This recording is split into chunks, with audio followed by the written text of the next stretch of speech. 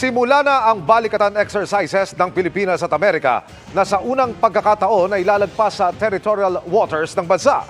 Unang paglahok din ito ng French Navy. Diyan tumutok si Ian Cruz. Sa gitna ng tumitinding tensyon sa West Philippine Sea sa pagitan ng Pilipinas at China at sunod-sunod na panghaharas ng China, sinimulan ngayong araw ay ika-39 na edisyon ng balikatan exercise. Tatagal ito hanggang May 10. Mahigit 16,000 miyembro ng Armed Forces of the Philippines at US military ang sabay na magsasanay sa mga misyon kabilang ang maritime security, air and missile defense at dynamic missile strike.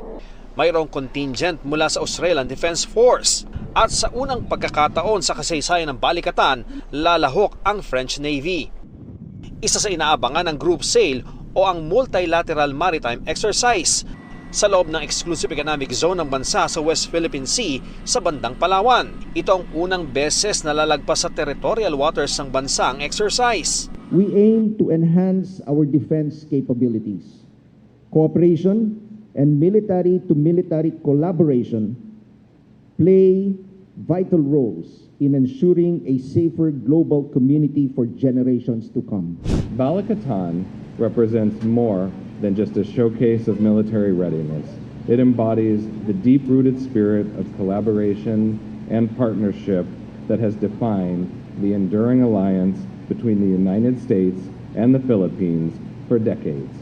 May partisipasyon din ang mga ahensya ng pamahalaan kabilang ang Philippine Coast Guard na magbibigay seguridad sa mga lalahok sa maritime exercise. Sir, kung mayroong lalapit ng mga Chinese militia or Chinese Coast Guard mismo, hindi nyo malalapitin? Gagawin po natin yung kailangan gawin at sisiguraduhin natin na walang makaka-istorbo o makakagambala doon sa mga nasabing exercise.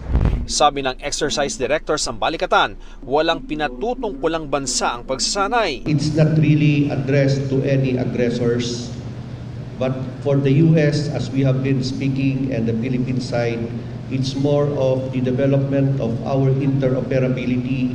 I think well within your own sovereign rights and responsibilities, we're conducting exercises that are normal. No to US balikatan exercise. No. Ang opening ceremony, sinabayan ng protesta ng bagong alyansa Makabayan at iba pang grupo para kondinahin ng balikatan exercises. Para sa GMA Integrated News, Ian Cruz, nakatutok 24 oras.